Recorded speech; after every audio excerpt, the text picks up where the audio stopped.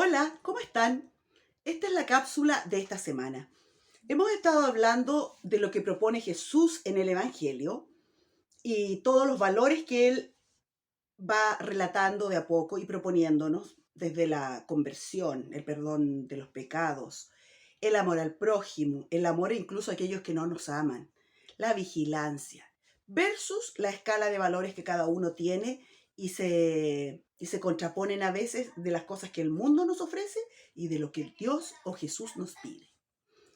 Hoy día vamos a hablar de quién es Jesús para los cristianos. La fe cristiana está fundamentada sobre la persona de Jesús.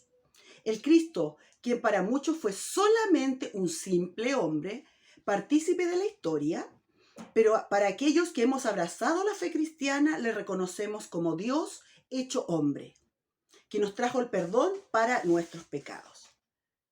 Puede que para algunos sea Dios y para otros solo un hombre, mas lo que no se puede negar es su influencia en la historia de la humanidad, de tal suerte que los años que se cuentan como antes y después de Cristo.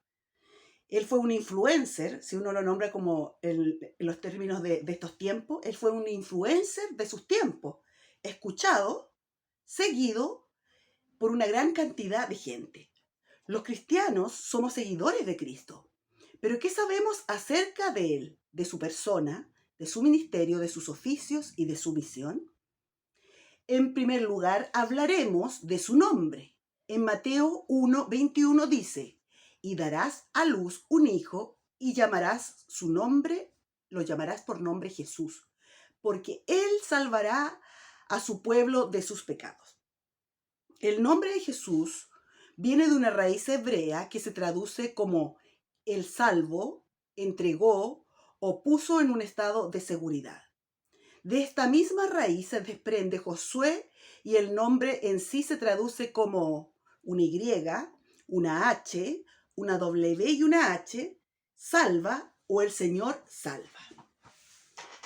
Para los hebreos, el nombre no era una simple forma de distinguir a alguien de los demás. El nombre denotaba la esencia de la persona y su misión en la tierra. Por ejemplo, el nombre David significa amado o querido, y sabemos que su historia y escritos dan fe que fue amado por Dios y por su pueblo. El nombre Jesús hace referencia a la salvación de Dios por medio de un ungido, y aquí introducimos el siguiente aspecto, el Mesías, así también lo llamaban. No solo el Señor, no solo Jesús, sino también el Mesías. Mesías viene también del hebreo y significa ungido, el Mesías. Era la figura de Salvador para el pueblo judío, al que aún esperan. La palabra Mesías del hebreo se traduce al griego como Cristo, es decir, Mesías y Cristo es lo mismo, ungido. No es un nombre, sino un título. La unción era el acto de derramar aceite sobre el cuerpo de aquel que sería sumo sacerdote o rey de Israel. Y Jesús cumple con esos oficios, además del profeta. Jesús es Dios. Y aquí hay un texto bíblico de Juan 1:1 que dice: en el principio era el verbo y el verbo era con Dios y el verbo era Dios. Jesús no fue un simple hombre.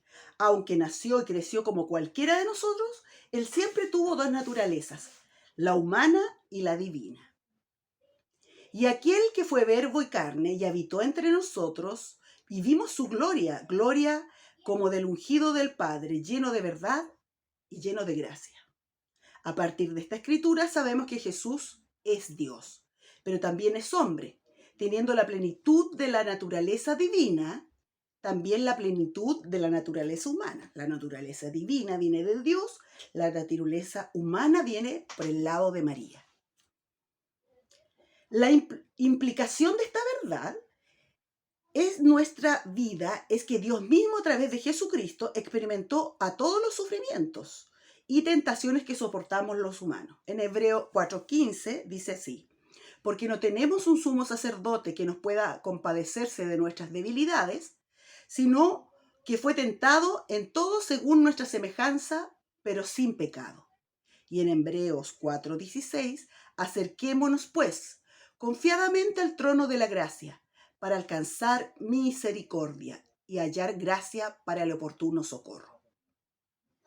Entonces, el primer apelativo, digamos que Jesús es Dios. De ahí vamos con Jesús es el Hijo de Dios. Juan 3:18. El que en él cree no es condenado, pero el que no cree ya ha sido condenado, porque no ha creído en el nombre del unigénito Hijo de Dios.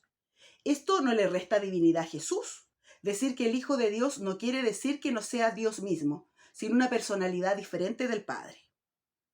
Colosenses 2:9, porque en él habita corporalmente toda la plenitud de la deidad.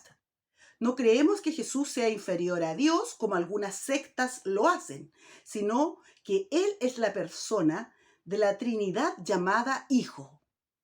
Lo que implica para nosotros esta verdad es que nosotros también seremos llamados hijos de Dios. Y Juan 1:12 dice así: mas a todos los que le recibieron, a los que creen en su nombre, les dio potestad de ser hechos hijos de Dios. Y Romanos 8:17, y si hijos también herederos, herederos de Dios y coherederos con Cristo. Si es que padecemos juntamente con Él, para que juntamente con Él seamos glorificados. Es decir, el ser hechos hijos de Dios nos hace partícipes junto con Cristo de su gloria, después de esta vida terrenal, de esta vida terrenal.